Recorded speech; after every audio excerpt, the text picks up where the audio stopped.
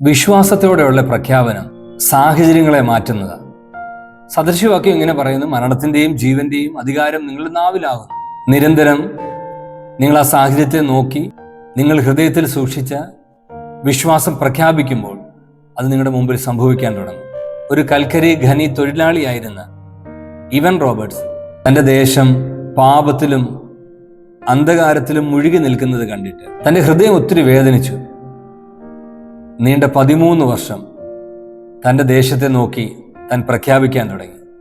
വിശ്വാസത്തോടെ പറയാൻ തുടങ്ങി. തൻ്റെ ദേശത്ത് ഒരു ഉണർവുണ്ടാകും. താൻ പ്രഖ്യാപിക്കുക മാത്രമല്ല, താൻ പ്രാർത്ഥിക്കാൻ തുടങ്ങി. ലക്ഷങ്ങൾ ഈ ദേശത്ത് കർത്താവിനെ അറിയും. 1904 ആ ദേശത്ത് വലിയൊരു ഉണർവ് പൊട്ടിപ്പുറപ്പെട്ടു. കോടതികളിൽ കുറ്റവാളികളില്ലാതെയായി. ആളുകൾ തെറ്റായ വഴികളിൽ പാപങ്ങളിൽ സഞ്ചരിക്കാത്തത് മുഖാന്തരം പോലീസ് ഉദ്യോഗസ്ഥന്മാർക്ക് തങ്ങളുടെ ജോലി ഭാരം കുറഞ്ഞു.